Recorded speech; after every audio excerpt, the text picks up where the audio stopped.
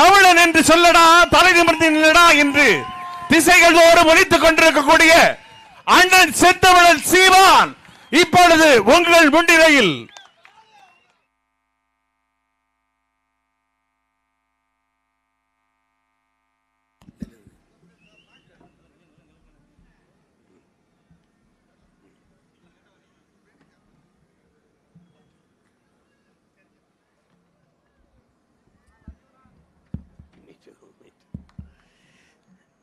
எங்களின் உயிரோடும் உணர்வோடும் கலந்து வாழுகின்ற என் அன்பு சொந்தங்கள் அனைவருக்கும் வணக்கம்.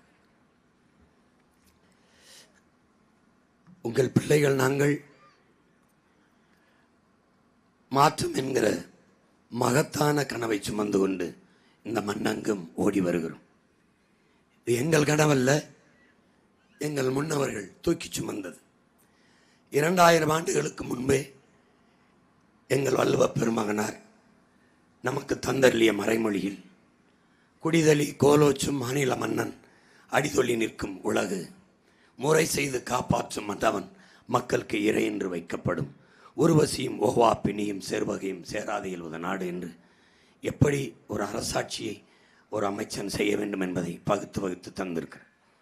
அதுபோல அரசியல் பிழைத்தோர்க்காரம் கூற்றாகும் என்று இளங்கோடிகள் பெருமானார் எங்களுக்கு எழுதி வைத்ததை போல எங்கள் முன்னவர்கள் எல்லாம் அறம் சார்ந்து ஆட்சி செய்த மறவர்கள், அந்த வழியில் வந்த பிள்ளைகள், வள்ளல்களே எங்கள் இனத்தில் மன்னர்களாக இருந்தவர்கள். பாரி ஓரி காரிப்பேகன் ஆய் நெல்லி அதியமான் அந்த வள்ளல்களின் வாரிசுகள். எங்களுக்கு ஒரு கனவு, அறம் சார்ந்த ஆட்சி அதை கொடுக்க வேண்டும் என்று, உலகத்தில் தலை சிறந்த ஆட்சி அதை கொடுக்க வேண்டும் என்று. இந்த ஒட்டுமொத்த என் இன முன்னோர்களின் மொத்த கனவையும் ஒருவன் என் இனத்தில் தூக்கி நின்றான். அது எங்கள் உயிர் தலைவன் மேதகவே பிரபாகரன் அவர்கள். அந்த கனவை அவன் பிள்ளைகள் எங்களுக்கு தந்தான். அதை அவன் நிலத்தில் நிறைவேற்ற முடியாத ஒன்றை இந்த நிலத்தில் நிறைவேற்ற அவன் பிள்ளைகள் துடிக்கிறோம். அது உலகத்தின் தலை சிறந்த நாடு என் தமிழ்நாடு, உலகத்தின் தலை சிறந்த தாயகம் எங்கள் தாயகம் என்று காட்டுவது. கல்வியில் சிறந்த, மருத்துவத்தில் மேம்பட்ட, பொருளாதாரத்தில் மேம்பட்ட, சாதி மத ஏற்றதால் உலற்ற சமத்துவம் கண்ட, ஆண் பெண் பாலியல் வேறுபாடற்ற சமத்துவம் கண்ட ஒரு தூய சமூகம் படைக்க வேண்டும் என்கிற ஒரு புரட்சிகர மாறுதலை உருவாக்க வேண்டும் என்ற கனவு. அந்த கனவை எளிய பிள்ளைகள் நாங்கள் சுமந்து வருகிறோம். நாங்கள் கத்துகிறோம், பெரும் சத்தம் எடுத்துத்தான் கத்துகிறோம். ஆனால் கூண்டுக்குள்ளிருந்து கத்துவதால், கூண்டுக்குள்ளிருந்து கூவுகிற சேவலாக இருப்பதால் யாரு காதிலும் விழவில்லை. இதே கூரையில் ஏறி கூவினால் உலகம் திரும்பி பார்க்கும். அந்த கூரையில் ஏறத்தான் இந்த தேர்தலில் தொடர்ந்து தேர்தல் களத்தில் உங்கள் பிள்ளைகள் போட்டியிட்டு வருகிறோம். இங்கே எங்கள் கனவுகளை காகிதத்தில் வடித்து வைத்தோம். படிக்கிற வழக்கம் குறைந்து போனதால் என் மக்கள் படித்து அறியவில்லை. எங்கள் தத்துவத்தை தாளில் வடித்து தந்தோம், யாரும் படிக்கவில்லை. அதனால் காட்சிப்படுத்தி என் மக்களின், என் சொந்தங்களின் முன்னே கண்முன்னே விரிக்கிறோம். புதிதாகத்தான் இருக்கும். தற்சார்பு என்கிறான், பசுமை என்கிறான், தன்னறிவு என்கிறான், நீர்வளப்பெருக்கம், வேளாண்மை அரசு பணி என்கிறான், பாலில் இவ்வளவு பொருளாதாரம் இருக்குங்கிறான், மாற்று பொருளாதார பெருக்கம், இதெல்லாம் கொஞ்சம் புதிதாகத்தான் இருக்கும். மாற்றம் என்பது இங்கிருந்து தான் மாற வேண்டும். இப்போது என் அன்பு சொந்தங்கள் எல்லாருமே சொல்லுகிறார்கள், நீ ஆவேசமாக பேசி மக்களுக்கு உணர்வுபூர்வமாக பேசி கருத்தை கடத்தினு. அதை தான் 15 வருஷம் செஞ்சேன், ஒன்றும் பலன் இல்லை. இப்போ நான் கடத்தின கருத்தை நம்ப மறுக்கிறார்கள். எதிரிகளும் துரோகிகளும் விமர்சிக்கிறார்கள். சாத்தியமில்லாததை சீமான் சொல்லிக் கொண்டிருக்கிறார். அவர் கற்பனையில் வாழ்கிறார், அவர் கனவு காண்கிறார் என்று. எங்கள் மூதாதை உள்ளுவதெல்லாம் உயர்வுள்ளல், மற்றது தள்ளினும் தள்ளாமை நிறுத்தி என்கிறான் வள்ளுவ பெருமகனார். ஐயா அப்துல் கலாம் கனவுகான் என்கிறார். கனவுகான் ஒரு முறை வருவது ஆசை, ஒரு முறை வருவது கனவு, மறுமுறை வருவது ஆசை, திரும்ப திரும்ப வந்தால் அதுதான் லட்சியம் என்கிறார். அந்த லட்சியத்தை சுமந்து வருகிற பிள்ளைகள். எங்கள் கனவு பசி பஞ்சம், ஊழல் லஞ்சம், கொலை கொள்ளை, சாதிய இழிவு, தீண்டாமை, அடக்குமுறை ஒடுக்குமுறை, பெண்ணி அடிமைத்தனம், பாலியல் வன்கொடுமை, மத போதை, வேலையின்மை என்ற சொல்லில்லாமை, வளக்கொள்ளை, இது ஏதுமற்ற தூய ஒரு தேசம் செய்வது, புதிய ஒரு தேசம் செய்வோம், மக்கள் புரட்சியால் அதை உறுதி செய்வோம் என்ற முழக்கத்தை முன்வைத்து அந்த பெருங்கனவை சுமந்து இந்த நிலமெங்கும் உள்ள பிள்ளைகள் ஓடி வருகிறோம். அதிலே நம் நாடு ஏற்றுக்கொண்டிருக்கிற பொருளாதாரம் தனியார்மய, தாராளமய, உலகமய பொருளாதார கொள்கை. உங்களுக்கு தெரியும், பிரைவேட்டைசேஷன், லிபரலைசேஷன், குளோபலைசேஷன். தனியார்மய, தாராளமய பொருளாதார கொள்கையை, உலகமய பொருளாதார கொள்கையை ஏற்றுக்கொண்ட நாடு ஒருபோதும் வாழாது, வளராது. அது சந்தையாகிவிடும். உலகமயத்தில் நாடு சந்தையாகிவிடும். உள்நாட்டு வெளிநாட்டு பெரும் முதலாளிகள் உற்பத்தி செய்கிற பொருள்களை வாங்கி நுகர்கிற மந்தைகளாக மக்கள் மாறிவிடுவார்கள். அந்த நாட்டின் தலைவர்களாக இருந்து மக்களுக்கு சேவை செய்ய முடியாது. உள்நாட்டு வெளிநாட்டு பெரும் முதலாளிகள் உற்பத்தி அவர்களுக்கு தரகர்களாக இருந்து தரகு வேலை தான் செய்ய முடியும். அதனால்தான் நாம் பிரதமர் அவர்களை, நீங்கள் இன்டர்நேஷனல் புரோக்கர் தானே, முதலமைச்சர் அவர்கள் நீங்கள் ஆல் இந்திய புரோக்கர் தானே என்று சொல்வதற்கு காரணம் அதுதான். புரோக்கர் என்றால் என்ன என்று நினைக்கிறீர்கள்? ஒரு வீட்டு தரகர் வருவார், வீட்டு உரிமையாளர்கிட்ட வந்து எனக்கு வீடு பார்த்து கொடுத்த அந்த தரகர்காரே அவர் என்ன சொல்லுவார்? வீடு அருமையான வீடு, நல்ல கிழக்கு பார்த்த வாசல், நல்ல மரங்கள்லாம் இருக்கும், காற்றோட்டமாக இருக்கும், தண்ணி பிரச்சனை கிடையாது, எந்த இதுவும் கிடையாது, வீட்டுக்காரர் ஒரு தொல்லையும் பண்ண மாட்டார், மாதமானால் நீங்கள் 5-10 தேதிக்குள்ளே வாடகை கொடுத்தா போதும், ஒரு பிரச்சனையும் இருக்காது, நல்ல வீடு, பக்கத்திலேயே 1 கிலோமீட்டரில் மருத்துவமனை, பக்கத்திலேயே திரையரங்கு, இப்படி தான் பேசி வீட்டை நமக்கு கொடுப்பார். வீட்டுக்கார்ட்ட என்ன பேசுவார்? ஆள் சன்னி இன்னி போடாது, சலம்பாது, பொண்டாட்டி 2 பிள்ளைங்க தான், வயசானவங்க யாருங்களா பிக்கற்படுங்க இருக்காது. அதனால தான் 5ஆம் தேதியான சம்பளத்தை வாடகையை கொடுத்துருவாப்புல, நீங்கள் அவர் கொடுங்க வாடகையை அப்படின்னொன்னு வாடகைக்கு வீடை அவர் கொடுப்பார். இந்த வீட்டு உரிமையாளருக்கும் வாடகைக்கு போகிற நமக்கும் இடையில பேசி விடுற ஒருத்தர் வீட்டு புரோக்கர். வெளிநாட்டில் போய் என் நாட்டுக்கு தொழில் தொடங்க வாங்க, என் நாட்டுக்கு முதலீடு வாங்க, இங்கே நிறைய நிலம் இருக்குது பறித்து தரேன், நிறைய மின்சாரம் அவங்க தடை இல்லாமல் தரேன், உற்பத்தி செய்கிற பொருளை வேகமாக எடுத்துகிட்டு போகிற 4 வழி 8 வழி சாலை போட்டு தரோம், நிலத்தடி நீரை எவ்வளவுனாலும் நீங்கள் உறிஞ்சிக்கிறீங்க, மனித ஆற்றல் நிறையா இருக்குது, அவன் உழைப்பை சுரண்டி நீங்கள் உற்பத்தி பெருக்கி லாபத்தை எடுத்துகிட்டு போங்க, என் நாட்டுக்கு வாங்க. America, Australia, France, Germany, Japan எல்லா நாட்டுக்கும் போய் என் நாட்டுக்கு வான்னு கூப்பிடுறவர் வீட்டு புரோக்கர் இல்லை, நாட்டு புரோக்கர். அவன் வீட்டு புரோக்கர், இவர் நாட்டு புரோக்கர். That's sir. புரியுதுன்னு நினைக்கிறேன். புரியுதா? இதுதான் நம்ம முதல்வர். அந்நிய முதலீடு. முதலீடே அந்நிய முதலீடு. ஒருத்தன் வந்தான் 400 ஆண்டுக்கு முன்னாடி வியாபாரம் செய்ய, கப்பலில் அடித்து விரட்டினோம், போராடி விரட்டினோம், விடுதலை போராட்டம். வானூர்தியில் வர்த்தகம் செய்ய வரான், வான்னு சிவப்பு கம்மல் வச்சு வரவேற்கிறான். வளர்ச்சி ஆயிடுச்சு. அதை இப்போ உங்கள் பிள்ளை என்ன பொருளாதார கொள்கையை கடைப்பிடிக்கிறேன், அதை தாண்டி, அதை கடந்து, தனியார்மய, தாராளமய, உலகமய பொருளாதார கொள்கையை கடந்து தற்சார்பு, பசுமை, தாய்மை பொருளாதாரத்தில் என் தாய் நாட்டை கட்டமைக்கணும்னு நான் நினைக்கிறேன். உங்களுக்கு விளங்குதுன்னு நினைக்கிறேன். தனியார்மயத்தில் கல்வி தனியார், கல்வி சேவை தனியாற்ற இருக்குது, மருத்துவம் சேவை தனியாற்ற இருக்குது, போக்குவரத்து சேவை தனியாற்ற இருக்குது, மின் உற்பத்தி விநியோகம் சேவை தனியாற்ற இருக்குது, எல்லாமே தனியார், எல்லாம் குடிநீர் விநியோகம் தனியார். அப்போது எது சேவையோ அதெல்லாம் தனியாற்ற இருக்கு. இப்போ உங்க மையம் எடுக்கிற பொருளாதாரத்தில் தற்சார்பு இதில் யார்கிட்ட இருக்கு? அரசுகிட்ட இருக்கு, நம்ம கிட்ட இருக்கு. அப்போ சரியான தரமான கல்வி, சரியான தரமான மருத்துவம், தூய குடிநீர், தடையற்ற மின்சாரம், தரமான போக்குவரத்து, சரியான பாதை, இதெல்லாம் எங்கே வந்துடுது? நம்ம கிட்ட வந்துடுது. அந்த பொருளாதார கொள்கையை உங்க பிள்ளைய கையில் எடுக்கிறோம். இப்போ நீங்க பாருங்க, நம்ம அரசு ஏற்றிருக்கிறது தனியார்மய, தாராளமய, உலகமயம். இப்போ வெளிநாட்டு உள்நாட்டு முதலாளிகள் உற்பத்தி செய்கிற பொருளை சந்தை தான். நீங்கள் தொலைக்காட்சியை திருப்பினீங்கன்னா நிகழ்ச்சிகளுக்கு இடையில் விளம்பரம் வரும் முன்னாடி. இப்போ விளம்பரங்களுக்கு இடையில் கொஞ்சம் நிகழ்ச்சி வரும். இதுதான் சந்தை. உங்களுக்கு புரியுதா? மார்க்கெட்டிங், அரசியலே மார்க்கெட்டிங், கல்வி மார்க்கெட்டிங், மெடிக்கல் மார்க்கெட்டிங். கல்வி 100 விழுக்காடு தேர்ச்சி பெற்ற ஒரே பள்ளி விளம்பரம் வச்சிருப்பான். ஏன்? மார்க்கெட்டிங், சந்தை. இங்கே நோயாளிகள் இங்கே வந்தீங்கன்னா இங்கே ஒரு தள்ளுபடி பண்ணுவாங்க. தீபாவளிக்கு ஆடி தள்ளுபடி, தீபாவளி தள்ளுபடி, பொங்கல் தள்ளுபடி. அது மாதிரி எல்லாமே மார்க்கெட்டிங், பேக்கேஜிங். இப்ப கட்சிகள் எல்லாம் பாருங்க, இந்த கட்சி முந்துது, இந்த கட்சி பிந்துது, இந்த கட்சின்னு யாரு கருத்தை கணிக்கிறவன்? யாரு யாரு? ஒரு நிறுவனம், ஒரு அமைப்பு. அவனுக்கு காசை கொடுத்தா யார் காசு கொடுக்குறானோ அவன் முந்துவான். நான் யாருக்கும் காசு கொடுக்கறதில்ல, அதனால எப்பவுமே பிந்துவேன் அவன் கருத்துல. ஆனா தேர்தல் வந்தவனை நான் முந்துவேன், தேர்தல் முடிவு வந்தவனை முந்துவேன். ஏன் ஏன்?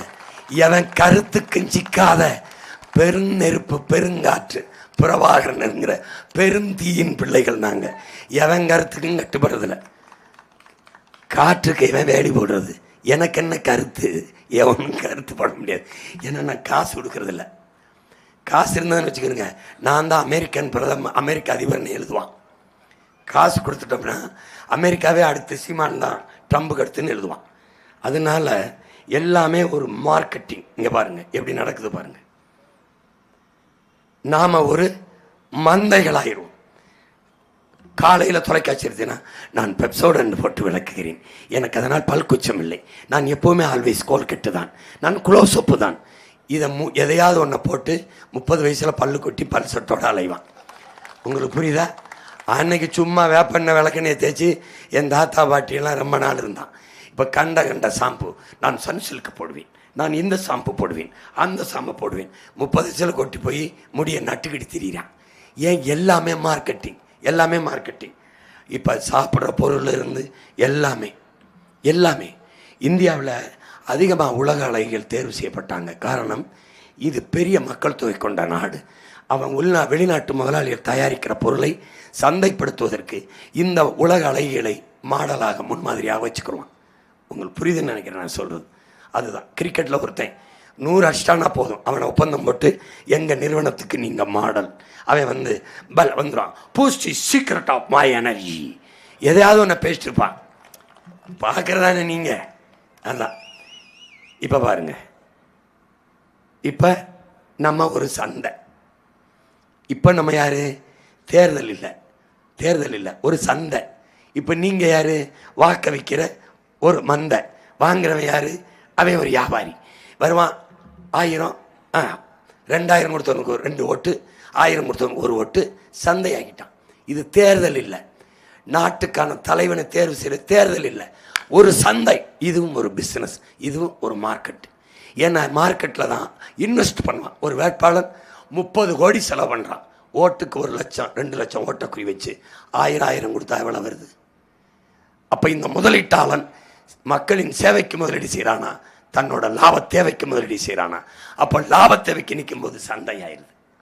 மக்கள் சேவைக்கு நின்னா அது அரசியலாகிறது, தேர்தலாகிறது, மாறுதலாகிறது. விளங்குது அவங்களுக்கு? உங்கள் பிள்ளைகள் தேர்தலை மாறுதலுக்காக நிற்கிறான். இவன் தேர்தலை வியாபாரமாக பார்த்து முதலீடு செய்து லாபம் ஈற்ற தொழிலாக பார்க்குறான். இங்கே பாருங்க, சந்தை பொருளாதாரத்தில் நீங்கள் நல்லா கவனிக்கணும். சந்தையில் வர்த்தகம் நடக்குமா, வாழ்க்கை நடக்குமா? வர்த்தகம் தான் நடக்கும், வாழ்க்கை நடக்காது. வர்த்தகம் முடிஞ்ச உடனே கூடாரத்தை காலி பண்ணிடுவான். சந்தையில் வியாபாரி காலி பண்ணிட்டான் பாருங்க. இதே மாதிரி நோக்கிய வருவான். இன்வெஸ்ட்மெண்ட், டெவலப்பு, எம்ப்ளாய்மெண்ட், வேலை வாய்ப்பு, வளர்ச்சின்னு வருவான். தயாரிச்சு கொஞ்ச நாள் தயாரிச்சுட்டு 2500 கோடி கடன் வச்சுட்டு ஓடிட்டான். ஃபோர்டு வந்தான். ஃபோர்டு எண்டவர், அமெரிக்கன் முதலாளி. நோக்கியும் அமெரிக்கா தான். இங்கே வந்து கூட்டிகிட்டு வந்தான். இன்வெஸ்ட்மெண்ட், அந்நிய முதலீடுன்னு கொஞ்ச நாள் இருந்தான். கடன் வச்சுட்டு ஓடி போயிட்டான். அவனை நம்பி இருந்தவன், அவனோட வேலைக்கு போனவன் நோக்கிய நிறுவனத்தில் 10ஆப்பு 12ஆப்பு படித்தவன் போதும் கொண்டு வந்து முழுக்க ஒரு செல்ஃபோன் தயாரிக்கிறதை கற்றுக் கொடுக்க மாட்டான். மேல் கவர், கீழே இருக்கிற இது ஒவ்வொரு தான் கற்றுக் கொடுப்பான். ஒருத்தன் இப்போ அவன் மூடிட்டு போயிட்டான். எந்த வேலைக்கும் போக முடியாது. ஏன்? போராடிட்டு அவன் ஜெயிலில் இருந்து என்னோட ஆளு தான். அதனால எனக்கு இது இந்த முழு வரலாறுன்னு தெரியும். இங்கே பாருங்க, இவன் மக்களுக்கு சேவை செய்ய முடியாது. இப்போ சாம்சங் இருக்கு. சாம்சங் தொழிலாளியை போராடினாங்க. ஏன்? அவங்களோட நான் தான் நின்று போராடினேன். இப்போ என்ன, அங்கே தொழிற்சங்கம் அமைக்க முடியாது. தொழிலாளர் நலன் என்ற ஒன்று சொல்லுக்க இடம் இருக்காது.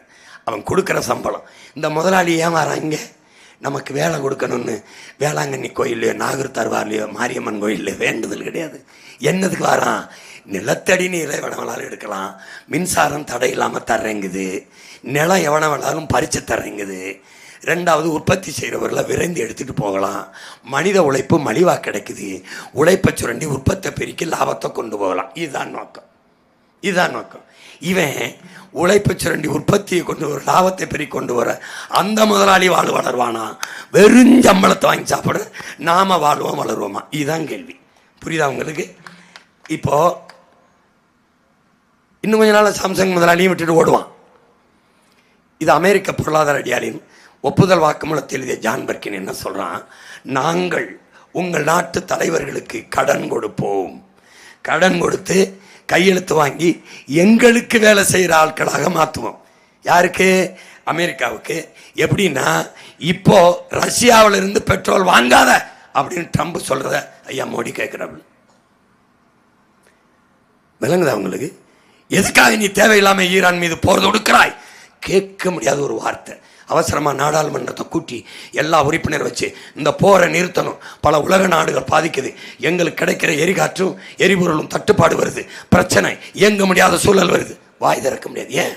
எஜமா நம்ம கடன் வாங்கி கையிட்டிருக்கோம், ஒன்றும் பண்ண முடியாது. அதான் அவர் சொல்றாரு, உங்கள் நாட்டு தலைவர்கள் எங்களுக்கு பொருளாதாரம், தொழில், பாதுகாப்பு, வர்த்தகம் எல்லாவற்றிலும் வேலை செய்கிற ஆட்களாக இருப்பார்கள். அவ்வப்போது உங்கள் நாட்டிலே சாலை போடுதல், போக்குவரத்து நிலையங்கள், பேருந்து நிலையம் கட்டுதல், துறைமுகம் கட்டுதல், வானூர்தி நிலையம் கட்டுதல், இது மெட்ரோ ரயில் திட்டம், இது போன்ற வேலைகளை செய்து தங்கள் இருப்பை தக்க வைத்துக் கொள்வார்கள்ங்கிறான். இப்போ தெரியுதா? கோயம்பேடில் இருக்கும்போது அது எந்த ஊருக்கு போகுது? கிளாம்பாக்கத்துக்கு போகும். மீனம்பாக்கத்தில் ஏர்போர்ட் இருக்கு, பறக்க இப்போ ஃப்ளைட்டு கிடையாது. 5000 ஏக்கரில் பறந்துள்ள ஏர்போர்ட்டும்பா. இங்கே ஏற்கனவே என் பாட்டேன் வாபுசி வேலையும் என் தாத்தேன் காமராஜ் வேலையும் துறைமுகம் இருக்கு. அங்கேயே ஏற்றுமதி இறக்குமதி வேலை சரியாக நடக்கலை. ஆனால் 6111 ஏக்கரில் அதானிக்கு துறைமுகம் கட்ட வாய்ப்பு. அப்போது இவனுக்கு வேலையே அவனுக்கு வேலை செய்கிறதா கடன் கொடுத்த முதலாளிக்கு.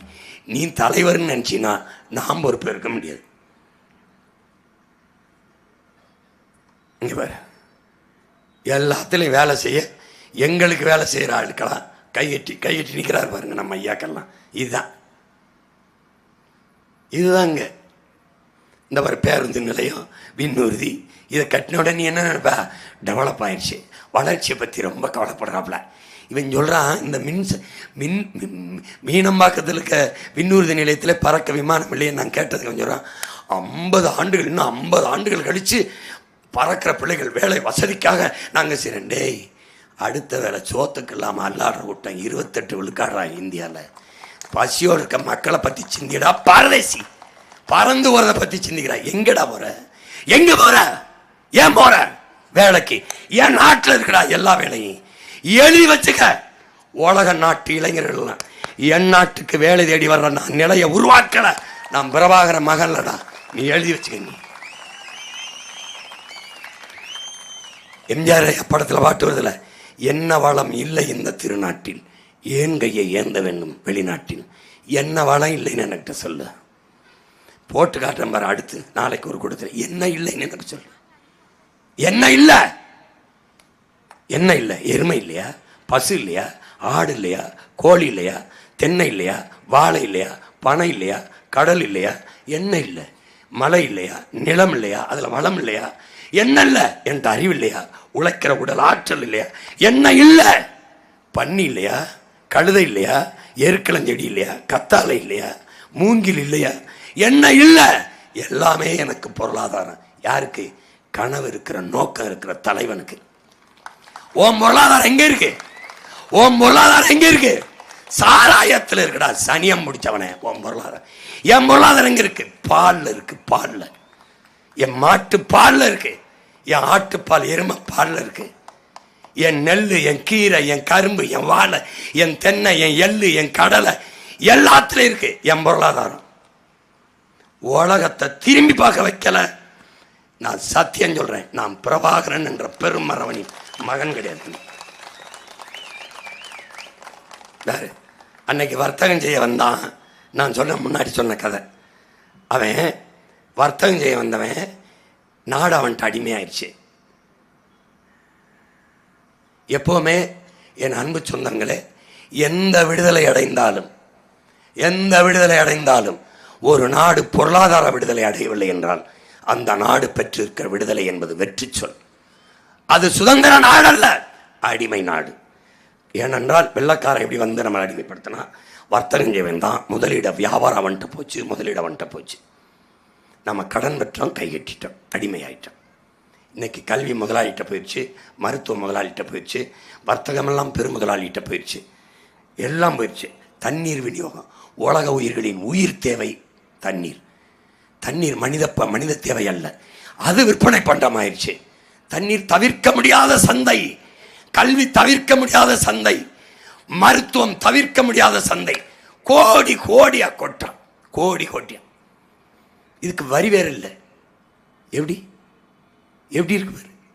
பாலுக்கு, முட்டைக்கு, அரிசிக்கு, பருப்புக்கெல்லாம் வரி இருக்கு. கல்வி முதலாளிகிட்ட கொடுத்துட்டு கல்யாண மண்டபத்துக்கு வரி இல்லை. எப்படி இது? எல்லா பணக்காரனும் ஒளியறதே அறக்கட்டளை ட்ரஸ்ட்னு ஆரம்பிச்சு ஒரு மண்டபத்தை கட்டிட்டு உட்காந்துருவான். வைத்தியக்கார ஒரு நாடு. இந்த பாரு, அன்னைக்கு கப்பலில் வந்தவனை விரட்டிட்டு இன்னைக்கு வானூர்தியில் வரவனை வா வான்னு கூப்பிடுறத வளர்ச்சிங்குது ஒரு நாடு. அன்னைக்கு இங்கிலாந்துங்கிற ஒரு நாட்டுக்கு அடிமையாக இருந்துச்சு, இன்னைக்கு உலக நாடுகள் ஒவ்வொரு நாட்டுக்கு அடிமையாக துடிக்குது. அதை வளர்ச்சின்னு கட்டமைக்குது. பாரு, ஜப்பான், ரஷ்ய முதலாளிகள், நம்ம நாட்டு பிரதமர், முதல்வர் எல்லாம் வா, ஏன் நாட்டுக்கு வா, ஏன் நாட்டுக்கு வா. அன்னைக்கு வந்தான் ஒருத்தன்.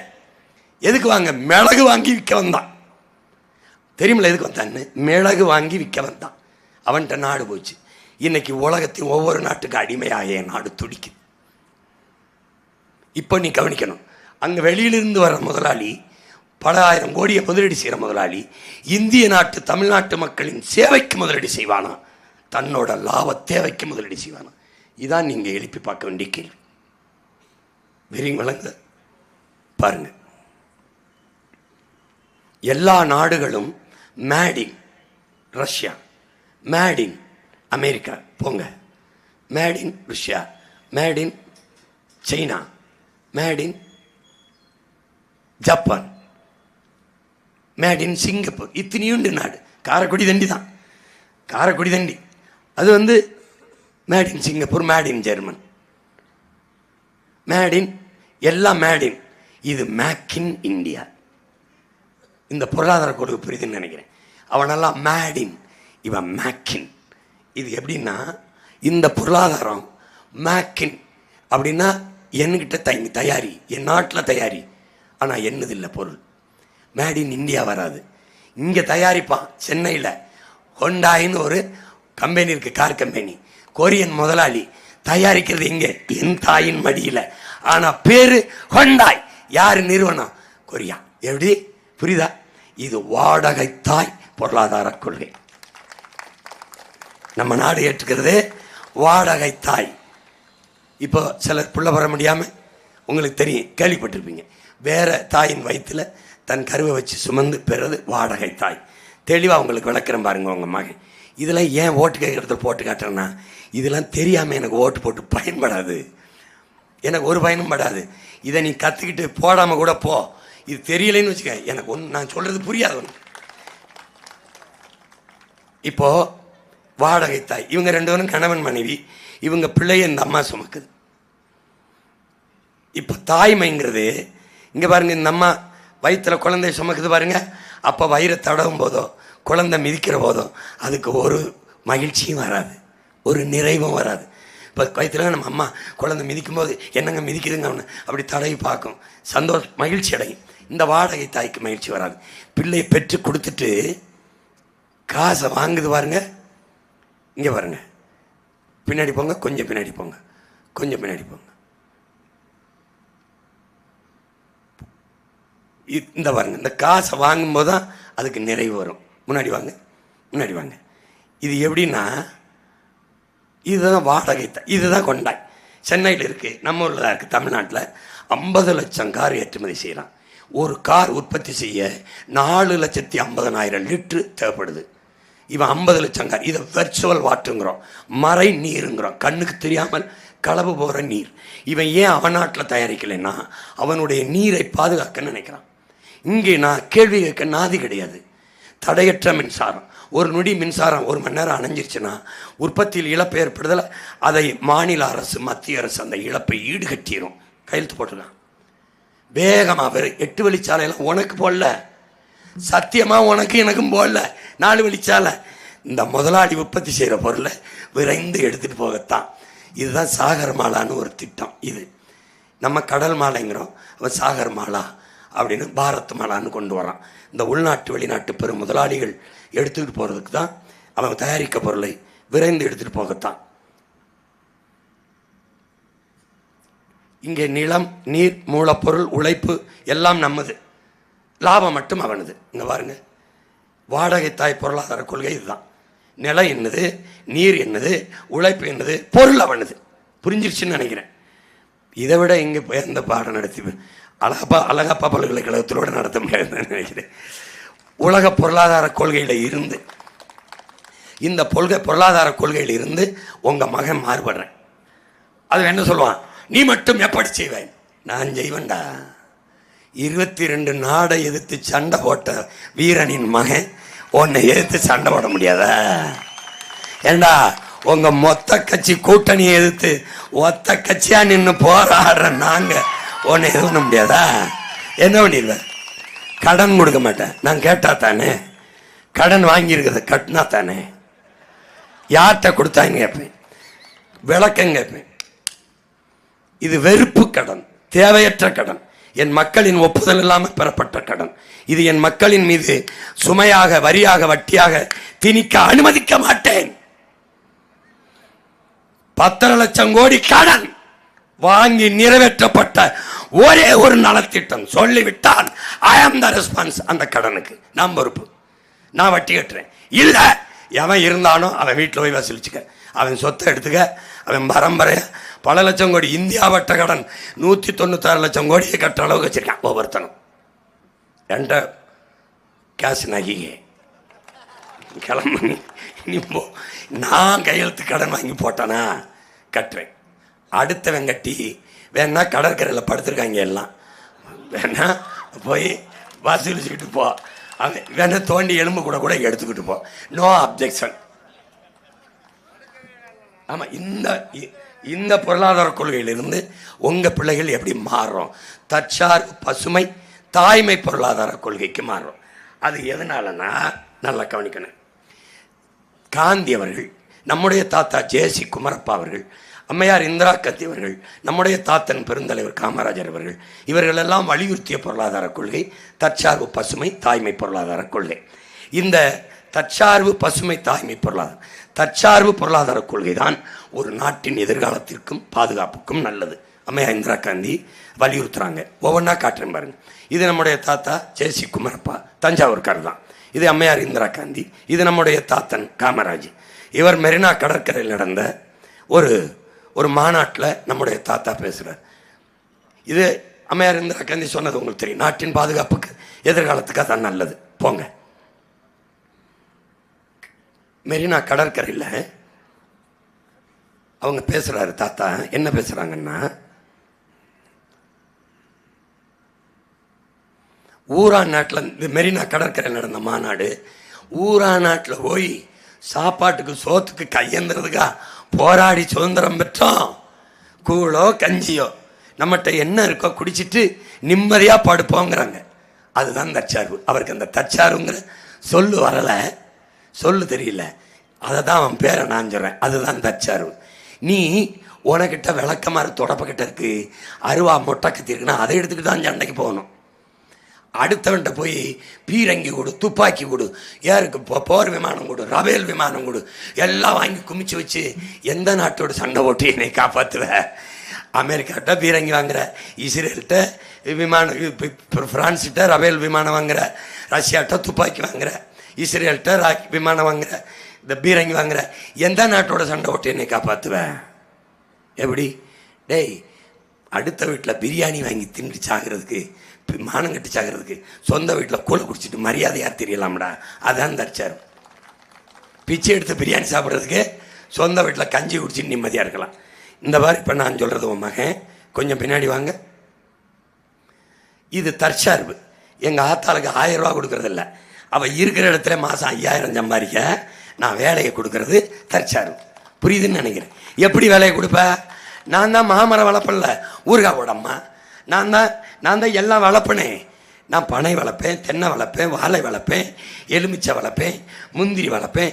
எல்லாத்தையும் வளர்த்து பனையிலிருந்து கொட்டாம் பண்ணுறது, தென்னையிலிருந்து ஈக்கி பண்ணுறது, விளக்கமாறு செய்கிறது, வீட்டு வாசலில் எல்லாம் கொடுத்துருவேன். ஊறுகாய் போடம்மா எல்லாம் பயிற்சி கொடுத்து என் அக்கா தங்கச்சிக்கு இங்கே பெரிய கட்டடம்லாம் இல்லை, இந்த குடிசை போட்டிருக்க மாதிரி சீட்டில் கட்டி அப்படி ஃபார் சீலிங் போட்டு மின் விசிறியை போடுவேன். ரொம்ப வெப்ப காலம்லாம் ஏசியை போட்டு விட்டுருவேன். நான் என்ன ஓசி பஸ் ஓட்ட வந்தாலும் நினைக்கிறியா? ஏசி பஸ் ஓட்ட வந்த மகன் பாரு எப்படி பண்ணுறேன். இந்த ஊரில் தேவகோட்டையில் கொடுக்குறேன். இது என்ன ஊர்? இது இந்த ஊருக்கு பேர் என்ன? ஒன்றி ஏதோ ஒரு ஊர் சொன்னாங்களே, ராம்நகரில் கொடுக்குறேன். ராம்நகரில் தேவகோட்டை ஒன்றியம் இது சொல்கிறேன். இப்போ வாடகை தாய் பொருளாதாரம் என்பது உங்களுக்கு தெரியும். பால் ஊட்டும்போது அந்த தாய்க்கு மனநிறைவடையாது. பாலை ஊட்டிட்டு பார்த்துக்கிட்டே இருங்க, காசு கொடுக்கும்போது தான் சிரிப்பா. இல்லைங்கதா? இது வாடகை தாய். பெத்த தாய்ங்கிறது கருவில் பிள்ளையை சுமக்கும் போதே மகிழ்ச்சியாக இருப்பாள். இங்கே வருங்க, இது வாடகை தாய். கருவில் சுமக்கும் போதே மகிழ்ச்சியாக இருப்பாள்.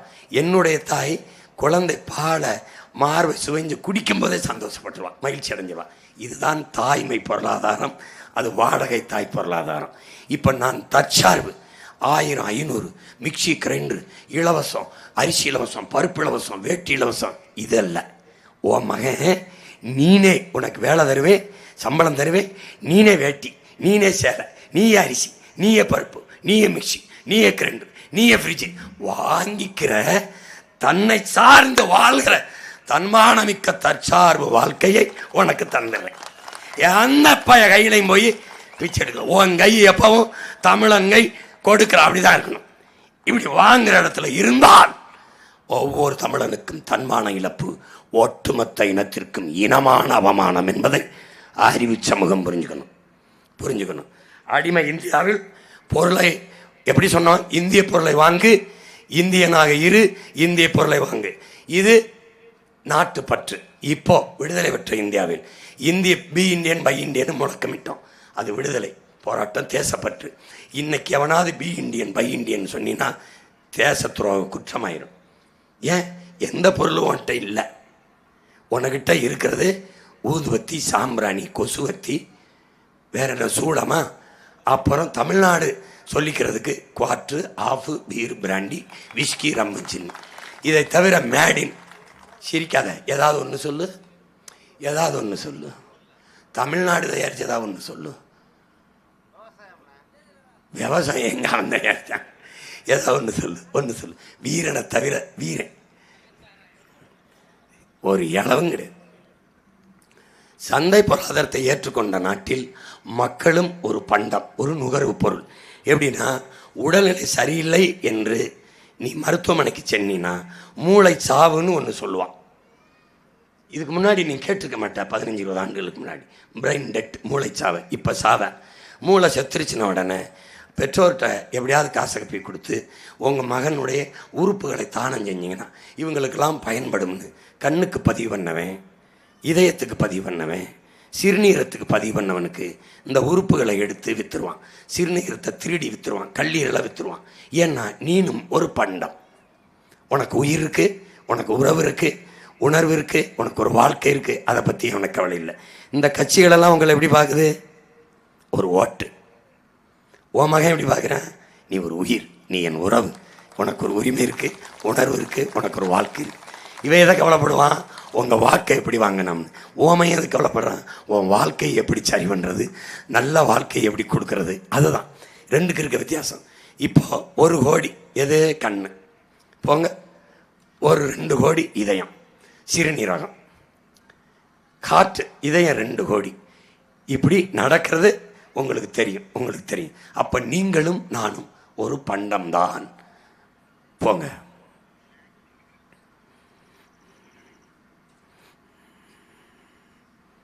நீங்கள் என் சொந்தங்கள் சொல்கிறேன், காரை ரிப்பேருக்கு விடுறிய, முன்பணம் கட்டுங்கன்னு யாராவது சொல்கிறானா? பதில் சொல்லுங்க. வண்டி எடுக்கும்போது காசு கட்ட சொல்லுவான். மோட்ரு பைக்கை விடுறிய, முன்பணம் கட்டுங்க சொல்கிறானா?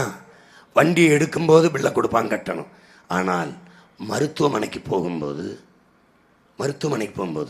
காசை கட்டுங்க, கவுண்டரில் கட்டிட்டு ரசீதை கொண்டாங்க, அப்புறம் அட்மிட் பண்ணுறோங்கிறான். சொல்கிறானா இல்லையா? அப்போ எவ்வளோ தூரம் வியாபாரம் ஆயிட்டேன் நீ பாரு.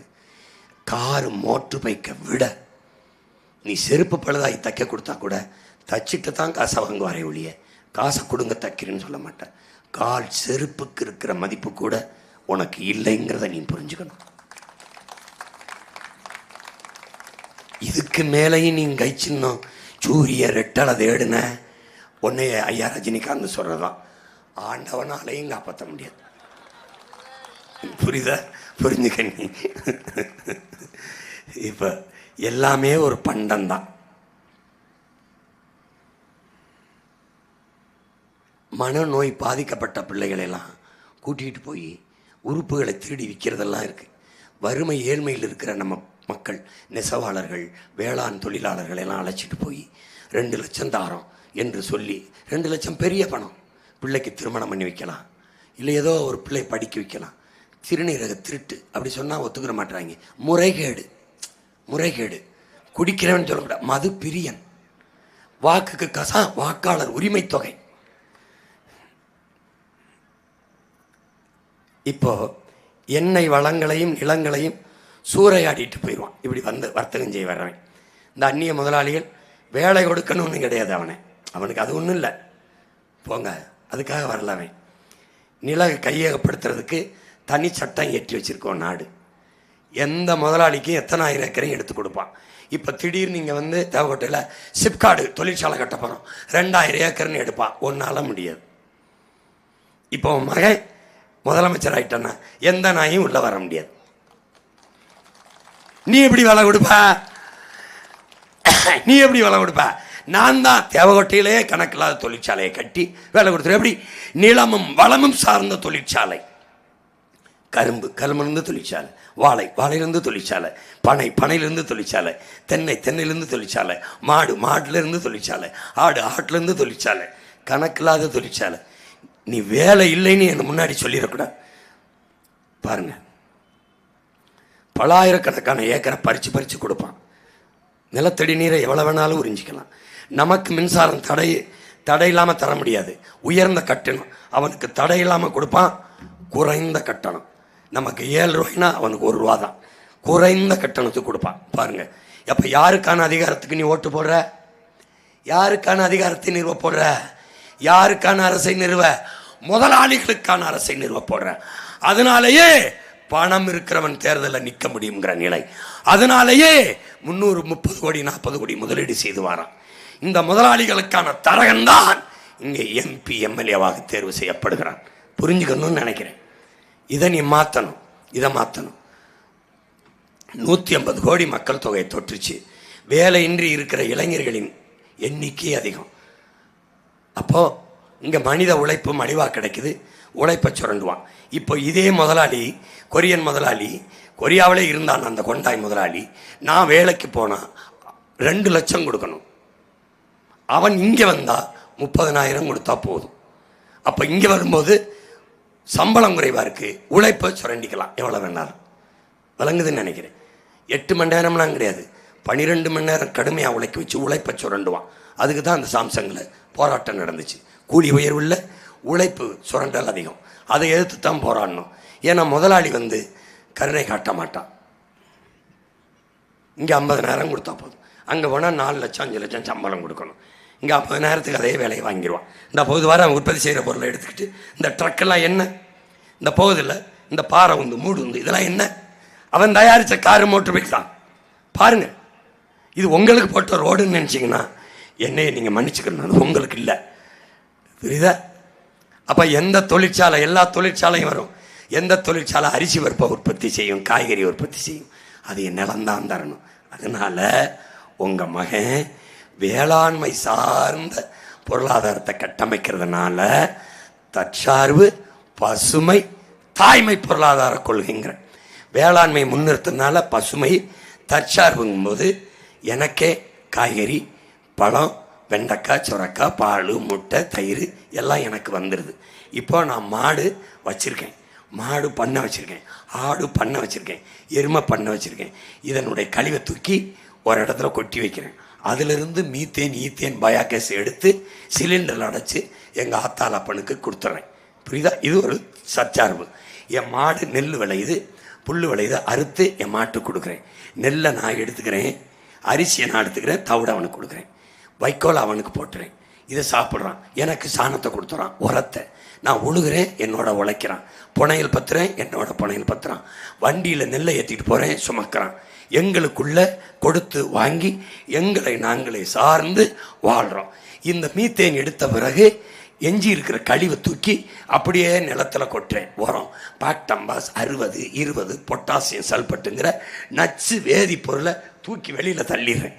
தள்ளிட்டு எண்ணெயை நானே சார்ந்துடுறேன். இது தற்சார்பு. பாலுக்கு ஆந்திர முதலாளிகிட்ட கையேந்தலை, நானே மாடு வளர்த்து மாட்டு பண்ண வச்சு பாலை நானே எடுத்து 3 லட்சம் கோடி எனக்கு சந்தை இருக்குது. நாட்டின் பட்ஜெட்டே 3 லட்சம் கோடி. பாலை விற்று பொருளாதாரத்தை எடுத்துக்கிறேன். சாராயம் 50,000 கோடி. வந்தவனை இறுக்கி சாத்தி மூடி சாவியை தூக்கி ஐயா ஸ்டாலின் வீட்டிலே வச்சிடுறேன். புரியுதுன்னு நினைக்கிறேன். புரியுது. ஒரே ஒரு சலுகை மட்டும் கொடுக்குறேன். சாராய ஆலையிலிருந்து இனி சரக்கு எடுக்கப்படாது, வேற ஏதாவது மாநிலத்துக்கு விற்றுக்குறேங்க. மது பிரியர்களுக்கு ஒரு பொது அறிவிப்பு, சரக்கு இருக்குது, ஒரு 4-5 நாள் குடிக்கலாம், ஆசைக்கு கடைசியாக குடிச்சிட்டு முடிச்சுக்கிறேங்க. ஏன்னா இதோட கிடைக்காது, முடிச்சு விட்டுருவேன். இது கரும்பு ஆசியாவின் உணவை தேவையை விட்டு, அது அத்தியாவசிய உணவை தேவையை விட்டு தற்சார்பு. புகையிலை விளைய வைப்பது, அத்தியாவசிய உணவுப் பொருள் விளைகிற இடத்துல தான் புகையிலை விளையுது. ஆனால் புகையிலை உணவல்ல, நஞ்சு. அப்படி அத்தியாவசிய உணவுப் பொருள் விளைய வேண்டிய இடத்தில் இந்த நச்சு தொழிற்சாலைகளை நிறுவுவது வளர்ச்சி அல்ல, நஞ்சு. நீர் நஞ்சு, காற்று நஞ்சு, நிலம் நஞ்சு. விளங்குது? அதான் புகையிலை வச்சு சொல்கிறேன். இப்போ புகையிலை நம்ம நிலத்தில் தான் விளையுது. ஆனால் புகையிலை விளைய வேண்டுமா, அரிசி பருப்பு தக்காளி காய்கறி விளைய வேண்டுமாங்கிறத என் மக்கள் முடிவெடுக்கணும். எது? இப்போ புகையிலை மாதிரி தான் இந்த தொழிற்சாலை. புகையிலை விற்கலாம், காசு வரும். ஆனால் எதை சாப்பிடலாம்? தொழிற்சாலை வைக்கலாம், வேலை கிடைக்கும், சம்பளம் கிடைக்கும். எதை சாப்பிடலாம்? அரிசி பருப்பு காய்கறி எங்கேருந்து வரும்? நிலத்திலிருந்து வரும். அப்போ நிலத்தை சார்ந்த தொழிற்சாலை, வேலைவாய்ப்பு, வளர்ச்சி, தற்சார்பு பொருளாதாரம், தாய்மை, பசுமை பொருளாதாரம். எவனுக்கிட்டையும் கையேந்தாது. வெங்காயம் பருப்புக்கு, அரிசிக்கு, பருப்புக்கு, பாலுக்கு, முட்டைக்கு, கறிக்கு எவனுக்கிட்டையும் கையேந்தாம என்னைய நானே சார்ந்து வாழ்கிறது தற்சார்பு, பசுமை, தாய்மை பொருளாதாரம். நிலத்திலிருந்து தான் எல்லாமே வரணும். நிலத்தை எடுத்துக்கொண்டால் எப்படி? அதான் கேள்வி. இங்கே வரணும்.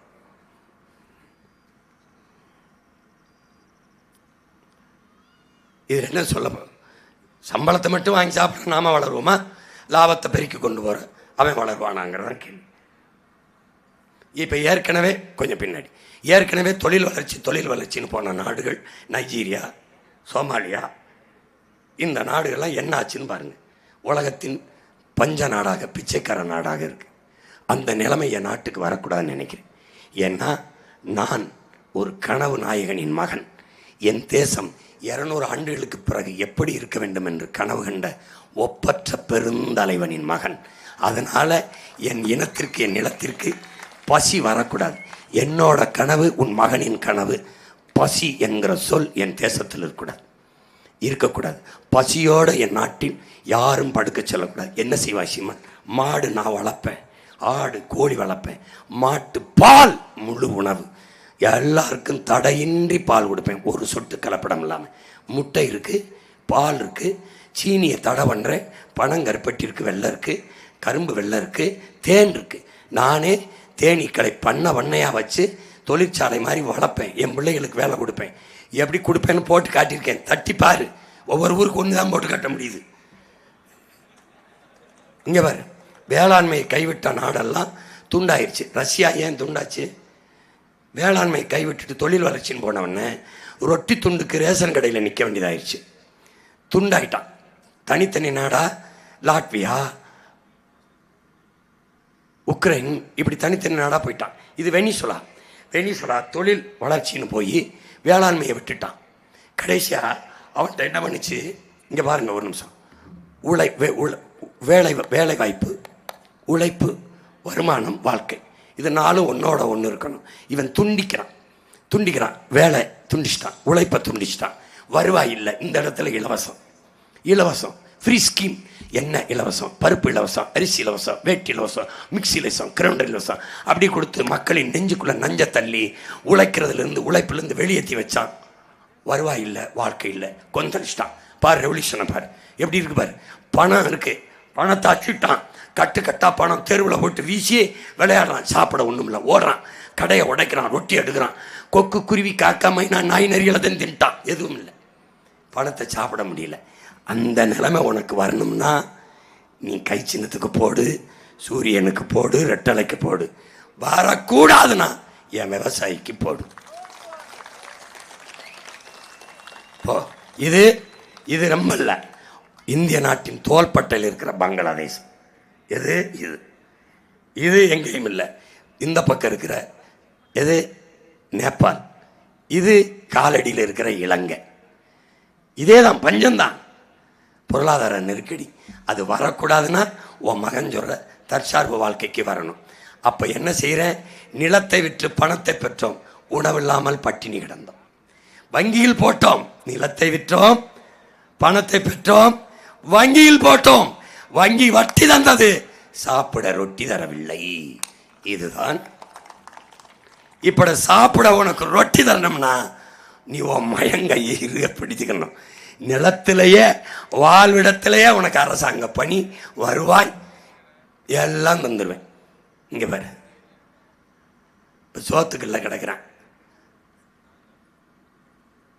இவ்வளவு வளங்கொண்ட நாடு வெங்காயம் பருப்பை இறக்குமதி செய்யுது. அற்ப வெங்காயத்தை கூட விளை வச்சு நம்ம மக்களுக்கு கொடுக்க முடியல இந்த வெங்காயங்களால். நீ இந்த வெங்காயத்துக்கு தான் ஓட்டை போட்டிருக்க. இந்த பருப்பை எங்கேருந்து ஓ நாடு வாங்கிச்சு தெரியுமா? இந்த நாடு. இது எந்த நாடு? ஈஜிப்து, எகிப்துன்னு பேர்.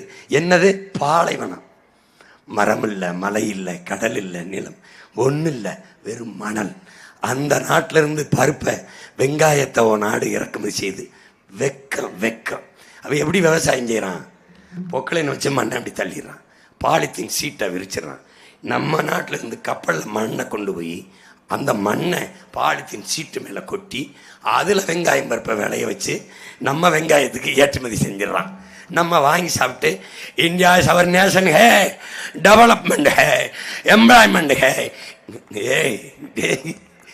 கேவலம்டா, கேவலம்டா. பணம். இப்போ நீ பணத்தை சாப்பிட முடியாது, தங்கத்தை சாப்பிட முடியாது, வைரத்தை சாப்பிட முடியாது, சோறை தான் சாப்பிட முடியும். சோறு நிலத்திலிருந்து தான் வரும். அதனால தற்சார்பு வேளாண்மையை முன்னிறுத்திய நமக்கு வேண்டியது சில்வர் தட்டு இல்லை, சில்வர் கரண்டி இல்லை, தங்க தட்டு இல்லை, சோறும் நீரும் தான். சோறை தகரத்தட்டுலையும் சாப்பிடலாம், வாழை இலையிலையும் சாப்பிடலாம், பாக்கு மட்டையிலையும் சாப்பிடலாம், புரியுதா? எதுலேயும் சாப்பிடலாம். ஆனால் சாப்பாடு வேணும். தட்டு சிலுவர் தட்டாக இருக்கணுங்கிறது ஒன்றும் இல்லை. அதுதான் இது சொல்லுது. அரை நிர்வாணமாக வாழும். இங்கே பின்னாடி வாங்க. அரை நிர்வாணமாக வாழும். இவன் என்ன சொல்கிறான்? சாப்பாடை பற்றி கவலைப்படாமல் சாப்பிட்ற தட்டை பற்றி கவலைப்படுறான். நிர்வாணமாக அரை நிர்வாணமாக இருக்க என் மக்களுக்கு ஆடை கொடுப்பதை பற்றி சிந்திக்காமல் திரைச்சீலை இருக்கு பாரு, ஜன்னலுக்கு திரைச்சீலை செய்கிறது. இது எங்கிருந்து வருது? சீனா. இதை பற்றி கவலைப்படுறான். இந்த திரைச்சீலையில் இருக்கிற செலவு அழகு என் ஆத்தாளப்பும் சேலை வேட்டியில் இல்லை. புரியுதா? புரிஞ்சிருத்தனா தான் நீ என்னைய எப்போவோ ஜெயிக்க வச்சிருப்பிய. இங்கிட்டு வா. உன் நாடு கட்டமைக்கிற வளர்ச்சி இதுதான் வளர்ச்சி. அரை நிர்வாணமாக இருக்கிற என் ஆத்தாளப்பனை பார்க்காம வீட்டு ஜன்னலுக்கு விலை உயர்ந்த இந்த ஆடையை, இந்த திரைச்சீலை கட்டுவதை வளர்ச்சி என்று காட்டுது. உனக்கு புரியுதுன்னு நினைக்கிறேன். இங்கே பாரு, எது வளர்ச்சின்னு பாரு. இவன் யார் தெரியுதா? டெல்லியில் ஒரு பிச்சைக்காரன். ஒரு அம்மாட்ட பிச்சை கேட்குறான். எப்படி கேட்குறான் பாரு. அவன் காசு கேட்குறான், கேஷ் நகைங்கிறான். ஒன்லி கார்டுங்கிறான். இவன் நோ ப்ராப்ளம்னு ஜிப்பா ஒரு பை வச்சிருக்கான். அதுலேருந்து இந்த ஸ்வீப் மிஷின் இருக்குல்ல, அதை எடுத்து காட்டுறான். உன் கார்டை இதில் கிழிச்சு விடுன்னு. இவன் என்ன சொல்கிறான்? பிச்சைக்காரன் ஸ்வீப் மிஷின் வச்சு எடுக்கிற அளவுக்கு டெவலப் ஆகிட்டாங்கிறான். இது இல்லடா டெவலப்பு, பிச்சைக்காரனை இல்லாத நாடை உருவாக்குவதாண்டா டெவலப். புரியுதா? பிச்சைக்காரனே இல்லாத நாடை உருவாக்கணும். அதுதான் டெவலப். அது என் தாத்தை சேசி குமரப்பா சொன்ன மாதிரி ஒவ்வொரு பொருளாதார அடுக்குகளையும் சொல்கிறேன் பாரு. 5 பொருளாதார கொள்கை சொல்கிறார் முறை. 1 போங்க, 1 சேவை பொருளாதாரம், அதுதான் உன் மகன் சொல்கிற தாய்மை பொருளாதாரம். இன்னொன்று ஒட்டுண்ணி, ஒன்றுல விளக்குற மாதிரி ஒட்டுண்ணி. இது யார்? பனை. இது யார்? ஆலமரம். இவர் வேறு எங்கே விட்டுருக்கணும்? தரையில். நான் யார்? பனை. என் இடுப்பில் போய் வேற விட்டு வளர்ந்தா நான் எனக்கு தண்ணியை உறிஞ்சிக்கிட்டு வரேன், இந்த நாய் என் இடுப்புலேருந்து தண்ணியை உறிஞ்சிக்கிறது. இதுதான் ஒட்டுண்ணி பொருளாதாரம். விளங்கிச்சா அம்மா? விளங்குதா அம்மா? இதுக்கு மேலே பாடம் எழுத முடியாது. போங்க போங்க. இது ஒட்டுண்ணி பொருளாதாரம். ஆலமரம், அதுக்கடையில் ஒரு இடுப்பில் வேற ஒரு மரம் வருது, அதுதான் ஒட்டுண்ணி. உழைப்பவனோட விருந்து உழைப்பை சுரண்டது, வட்டிக்கு காசு கொடுக்கறது, அது கொடுக்கறது, இப்படி உழைப்பை சுரண்டது ஒட்டுண்ணி பொருளாதாரம். உழைப்பில் ஈடுபடாதவன். இப்போ எப்படின்னா, நீ வேலைக்கு போகிறீங்க, எங்கள் ஆத்தாளப்பேன் எண்ணம் தம்பி உழைக்கிறீங்க, ஒரு வேலைக்கும் போகாத வேட்பாளர் எம்எல்ஏ ஓட்டுக்கு 5000 6000 கொடுக்குறாரு, 1000 கொடுக்குறாரு. உழைச்ச நம்மகிட்ட காசு இல்லை, உழைக்காத அவன்கிட்ட 1000 காசு வருது. எப்படி? இதுதான் ஒட்டுண்ணி. சுரண்டி உழைப்பை சுரண்டுறது. புரியுதுல? பார்ப்போம், மே 4ஆம் தேதி தெரியும் எந்த அளவுக்கு புரிஞ்சு. இது சூறையாடும் பொருளாதாரம். போடுங்க, சூறையாடும் பொருளாதாரம்னா அடாவடி பொருளாதாரம்னு பேர். அது என்னன்னு உங்களுக்கு உங்கள் மகன் ஏற்கனவே விளக்கியிருக்கேன். சரக்கு மற்றும் சேவை வரி, ஜிஎஸ்டி, அதுதான் இந்த சூறையாடும் அடாவடி பொருளாதாரம். சரக்கு மற்றும் கடை என்னது, முதலீடு என்னது, உழைப்பு என்னது, வரி வருது, லாபம். நான் என்ன கேட்டேன்? வரியை என்கிட்ட கொடுத்துட்டு லாபத்தை எடுத்துக்கன்னேன். ஏன்னா வரி எடுத்துகிட்டு போயிடுவான். முதலீடு இல்லை, உழைப்பு இல்லை, கடை அவனது இல்லை, வரி அவனது. அது மாதிரி இது எப்படின்னா, நம்ம பாட்டை எத்தனை ஆயிரம் ஆண்டுக்கு முன்னாடி இருக்கான் பாருங்க. வேலோடு நின்றான் இடுவன்றது போலும் கோளோடு நின்றான் இரவு. வேலோடு அது காட்டுறேன் பாருங்க. இந்த குரங்குக்கும் இந்த மாந்தோட்டத்துக்கு ஏதாவது சம்மந்தம் இருக்கா? குரங்குக்கும் வாழைப்பழம் மரம் தோப்புக்கு ஏதாவது சம்மந்தம் இருக்கா? வாழை வச்சது எங்கள் அப்பேன், வேலை செஞ்சது ஆத்தாளப்பேன், அண்ணன் தம்பி. விளைய வச்சது நாங்கள். காலையில் இந்த வாழைத்தாரை வெட்டலாம்னா கருமம் முடிச்ச இந்த குரங்கு இந்த மாம்பழத்தை இந்த வாழைத்தாரை எப்படி சூறையாடி வச்சிருக்கு பாருங்க. இதுதான் உங்கள் நாட்டோட ஜிஎஸ்டி. புரியுதா? ஒரே ராத்திரியில் ஜிஎஸ்டின்னு போட்டு மொத்த வருவாயும் சுருக்கிட்டு போது பாரு. இதுதான் அடாவடி பொருளாதாரம். இந்த குரங்கு இந்த வாழையை நட்டுச்சா, இல்லை மண்ணெண்ணச்சி விட்டுச்சா, இல்லை தண்ணி வாச்சிச்சா, உரம் போட்டுச்சா, நான் விளைய வச்ச பழத்தை இவ்வளோ வக்கனையாக திங்குது வத்தியா, இதுதான் உன்னுடைய சென்ட்ரல் கவர்மெண்ட். புரியுதா? புரியுதா? இதுதான் ஜிஎஸ்டி. இதுதான் அடாவடி பொருளாதாரம். போங்க, அதான் ஜிஎஸ்டி. இப்போ இந்த கரும்பை யானைக்கு இந்த கரும்புக்கு தான் சம்மந்தம் இருக்கா? இல்லை. நாளைக்கு இந்த கரும்பை வெட்டலாம்னு ஆத்தாளப்பேன் படுத்துட்டு காலையில் பார்த்தா எல்லா யானையும் புகுந்து கரும்பு தோட்டத்தை சூறையாடி வச்சுட்டு போயிடுச்சு. இதுக்கு பேர் தான் அடாவடி சூறையாடும் பொருளாதாரம். எங்கள் பாட்டை எப்படி இருக்கான் பாருங்க. அதிகாரம் கொடுங்கோன்மைன்னு. கொடுங்கோன்மை யாரோடது? நான் சொல்லுவேன்ல, சர்வாதிகாரம் வேற, கொடுங்கோன்மைன்னு வேறேன்னு. உங்களுக்கு புரியும்னு நினைக்கிறேன். இந்த ஆட்சி சர்வாதிகாரம் இல்லை, கொடுங்கோன்மைன்னு குறிப்பிடாரு பாருங்க. ஐயா ஸ்டாலின் ஆட்சி, ஐயா மோடி ஆட்சி. திடீர்னு 3 முறை மின்கட்டணத்தை உயர்த்துறது கொடுங்கோன்மை, திடீர்னு வீட்டு வரியை உயர்த்துறது, சொத்து வரியை கொடுங்கோன்மை, திடீர்னு பத்திரப்பதிவு கொடுங்கோன்மை, திடீர்னு சரக்கு மற்றும் சேவை வரி கொடுங்கோன்மை. வேலோடு நின்றான் இடுவன்றது போலும் கோளோடு நின்றான் இரவு. மக்களின் வாழ்க்கை தரத்தை நிலையை புரியாமல் ஒரு வேலை வச்சு ஆட்சி செய்கிற மன்னன் வரியை விதித்தால் எப்படிப்பட்ட செயலோ அப்படிப்பட்டதான். ராத்திரியில் முகமுடியை கட்டிக்கிட்டு குறுக்க கம்பை காட்டி பணத்தை பறிக்கிறவன் எப்படிப்பட்ட செயலோ அப்படிப்பட்ட செயல் தான். கோளோடு நின்றான் இரவு. இருட்டில் வழிப்பறிக்காரன் செய்கிற வேலையைத்தான் அரசு செய்துங்கிறார். 2000 ஆண்டுகளுக்கு முன்னாடி என் பாட்டேன். இப்போ என்ன நடக்கும்னு எழுதியிருக்கான் பாருங்க. இப்போ எப்படி நடக்குது தம்பி? டோல்கேட்டில் ராத்திரியில் முகமுடியை போட்டு கம்பை காட்டி எண்ணெய் வச்சிருக்கான்னு பறித்த மாதிரி குறுக்க காருக்கு முன்னாடி கட்டையை போட்டு பறிக்கிறான் பாரு. அது கொள்ள, இது பகல் கொள்ள. இதுதான் கொடுங்கோன்மை. போங்க, அடுத்து என்ன பொருளாதாரம் சொல்றாரு பாருங்க.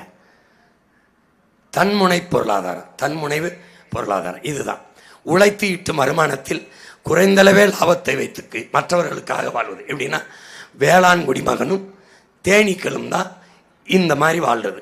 தேனீக்கு தனக்காக தேனை எடுத்துக்கிட்டு வரும், கொஞ்சத்தை வச்சுட்டு சாப்பிடும். கூட்டுறவு பொருளாதாரம் இது. இந்த பாருங்க, இது எல்லா பயிலும் சேர்ந்து வந்து தேனை எடுப்பான். ஒரு துளிக்கு பல லட்சக்கணக்கான பூவை போயிடுது. சேவை பொருளாதாரம், இந்த தன்முனைப்பு பொருளாதாரம், இது ரெண்டு இருக்கிறது உழவர் குடிமகன் விவசாயியின் தேனீக்கள் தான். தனக்கென்று விளைய வச்சு தான் மட்டும் வச்சுக்கிறாம தன் வீட்டுக்கு போக மீதியை மற்றவர்களுக்கு கொடுத்துருவான். சேவை பொருளாதாரம்.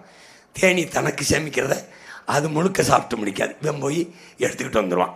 அதுதான் கூட்டுறவு பொருளாதாரம், சேவை பொருளாதாரம் என்று பொருள். உதாரணமாக அன்னதானம்லாம், பிறர் பசிக்கு உணவிடுவதெல்லாம் அந்த மாதிரி பொருளாதாரம். இப்போ இயற்கையோடு இணைந்து அமைதியை வளர்க்கும் பொருளாதாரம் கூட்டுறவு பொருளாதாரம். அதுதான் இந்த பாருங்க, இங்கே நெசவு, பாய் பின்னுதல், எப்படி வேலை வாய்ப்பை கொடுக்குறேன் பாருங்க உங்கள் மகன். பாய் பின்னுதல், தட்டி பின்னுதல், நார்கொட்டான், அங்கே நிலமும் வளமும் சார்ந்து ஒரு தற்சார்பு. அங்கேயே ஒட்டுண்ணி பொருளாதாரத்திற்கு பதிலாக சேவை பொருளாதாரத்தை எடுத்து போங்க.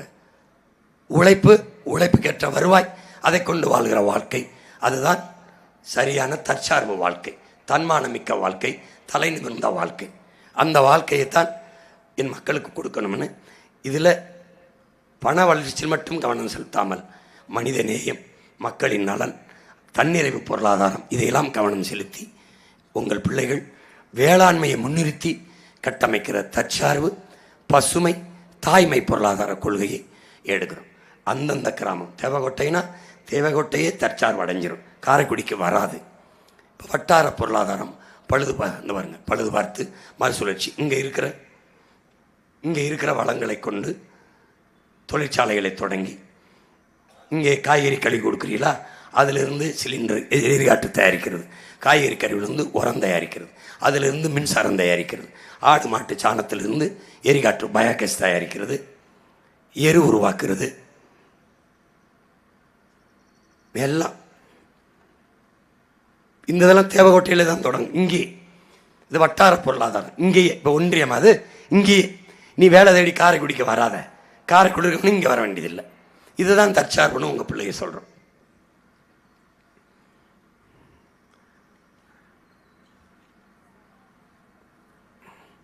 இப்போ மாடுனா மாட்டு பண்ணை, படித்தவன் படிக்காதவன் அனைவருக்கும் அங்கே அரசு வேலை வந்துடுது. அப்போ வேளாண்மையை முன்னிறுத்தி கட்டமைக்கிற தற்சார்பு, பசுமை, தாய்மை பொருளாதாரத்தை உங்கள் மகன் முன்னெடுக்கிறேன். எந்த பயிர்ட்டையும் எதுக்கும் கையேந்த வேண்டியதில்லை.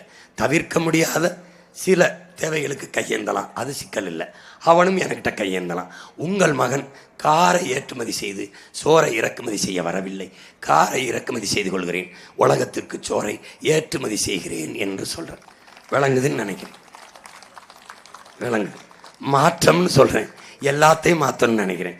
இந்த உங்கள் மகன் ஆட்சிக்கு வந்த பிறகு இதுவரைக்கும் இருந்த தமிழ்நாடு அரசு முத்திரை இருக்காது. இப்போ காட்டுனேன் பாருங்க, காட்டுங்க இந்த முத்திரையை காட்டுங்க, கொஞ்சம் பின்னாடி வா. இதுதான் தமிழ்நாடு அரசு. தமிழ்நாடு அரசு இல்லை, தமிழ்நாட்டு அரசு முத்திரை. பனை என் நாட்டின் தேசிய மரம், பிறப்புக்கும் எல்லா உயிருக்கும் என்னுடைய வேதம், காலை என்னுடைய உடன் பிறந்த சகோதரன், கீழே நெல் அது என்னுடைய வாழ்வியல், என்னுடைய அடையாளம், என்னுடைய உணவு, கீழே புலி அது நான் யார் நீ யாருன்னு உனக்கு தெரியும், புலி இந்த நாட்டின் தேசிய விலங்கு, கீழே அசோக சக்கரம், இருக்கட்டும் நான் இந்திய நாட்டின் குடிமகன் வச்சிருக்கேன். தமிழ்நாட்டு அரசு. ஏன்? வள்ளுவன் தன்னை உலகினுக்கே தந்து வான்புகள் கொண்ட தமிழ்நாடுங்கிறான் பாட்டன் பாரதி. அந்த வள்ளுவன் தான் என் இனத்திற்கு பெருமை மிக்க அடையாளம். அது இதுதான் தற்சார்பு, பசுமை, தாய்மை பொருளாதாரம். நிலமும் வளமும் சார்ந்த தொழிற்சாலைகள், வேலைவாய்ப்பு, வளர்ச்சி. நாளைக்கு உன் மகன் அதை வேற ஊரில் போட்டு காட்டுறேன், ஏற்கனவே காட்டியிருக்கேன், நீ பார்க்கலாம் அது எப்படி பொருளாதாரத்தை பெருக்குவேன்னு. இதெல்லாம் இந்த பிள்ளை சொல்கிறது சரியாக இருக்குது, அவன் கையில் நாடு இருந்தால் நல்லா இருக்கும்னு நம்பிக்கை இருந்தால் உங்கள் பிள்ளைகள் எனக்கு விவசாய சின்னத்தில் வாக்கு செலுத்தி வெற்றி பெற செய்து சட்டசபைக்குள் அனுப்புங்க. உலகமே எதிர்பார்க்குது இந்த மகனின் குரல் சட்டமன்றத்துக்குள்ளே ஒழிக்கணும்னு. என் சொந்தங்கள் நீங்கள் எதிர்பார்க்க மாட்டீங்களா என்ன? உங்களுக்காக பேசியவன், இதுவரை பேசியவன் என்ன பேசினான்னு தெரியல. ஒரு புலியின் உருமல் சட்டசபைக்குள்ளே இருக்கணும்னா உன் மகனுக்கு ஓட்டை போட்டு அனுப்பு. திராவிட நரிகளை என்ன பாடு படுத்துறேன் மட்டும் என்ன பாடு. ஒரு கேள்விக்கு ஒருத்தண்டையும் பதில் இருக்காது. அதனால மதிப்புமிக்க எனது சொந்தங்கள், பேரன்பு கொண்டா நான் நேசிக்கிற என் பெற்றோர்கள், உயிரினுமெனிய என் உடன் பிறந்தார்கள், உங்களுடைய வாக்கை விவசாய சின்னத்திற்கு செலுத்தி உங்கள் மகன் என்னை வெற்றி பெறச் செய்து நீங்கள் வெற்றியடையுங்கள். என் வெற்றி சீமானின் வெற்றி அல்ல, நம் இனத்தின் வெற்றி, இனத்தின் மானத்தின் வெற்றி, எதிர்கால தமிழ் பேரினத்தின் நல்வாழ்வுக்கான வெற்றி. நீங்கள் செலுத்தும் ஒவ்வொரு வாக்கும் மொழி காக்கும், இனம் காக்கும், மண் காக்கும், மானம் காக்கும், மக்களின் நலன் காக்கும், நிலத்தின் வளம் காக்கும், காடு காக்கும், மழை காக்கும், அருவி காக்கும், ஆறு காக்கும், வருங்கால தலைமுறை பிள்ளைகளின் வாழ்க்கையை பாதுகாக்கும். விவசாய சின்னத்திற்கு வாக்களியுங்கள், வருங்கால தலைமுறைக்கு வாழ்வழியுங்கள். புரட்சி எப்போதும் வெல்லும். உங்கள் பிள்ளைகள் எங்களின் வெற்றி அதை சொல்லும். இலக்கு ஒன்றுதான், இனத்தின் விடுதலை. இனம் ஒன்றாவும் இலக்கை வென்றாவும். தமிழ் தாய் வாழ்க, தலைவர் பிரபாகரன் வாழ்க, நாம் தமிழர். நன்றி, வணக்கம்.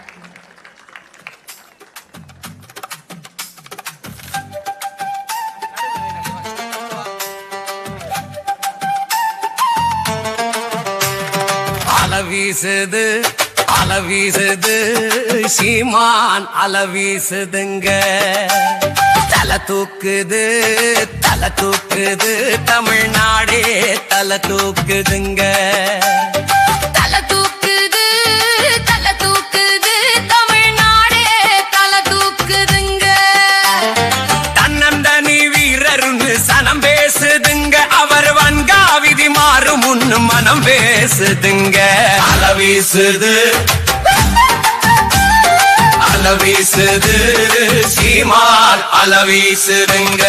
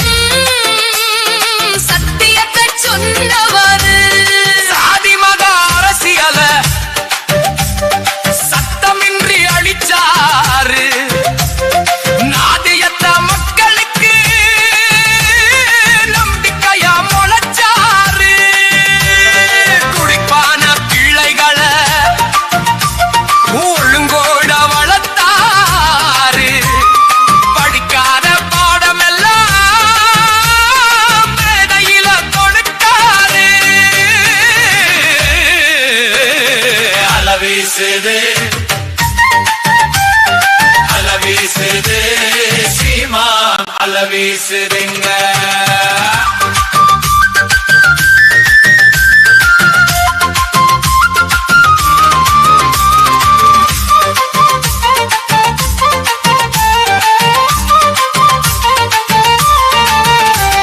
தொண்டனுக்கும் தலைவனுக்கும் இறைவழி குறைச்சவரு, ஆண்களுக்கும் பெண்களுக்கும் சதி பங்க கொடுத்தவரு. அதிகாரம் கூத்தங்கர குப்தையில எடுத்தாரு. நூறாண்டு பொய்முகத்தை நிமிஷத்து உரைச்சாரு. மொழி சாகும் அவலங்கண்டு அன்றாடம் கொதிச்சாரு. தமிழ் மகன் தலைமையில ஆட்சி வர துடிச்சாரு. அலவீசுது அலவீசுது சீமான் அலவீசுதுங்க. தலை தூக்குது தலை தூக்குது தமிழ்நாடே தலை தூக்குதுங்க. தன்னந்தனி வீரருன்னு சனம் பேசுதுங்க. அவர் வன்காவிதி மாறும் முன்னு மனம் பேசுதுங்க. அலவீசுது அலவீசுது சீமான் அலவீசுதுங்க.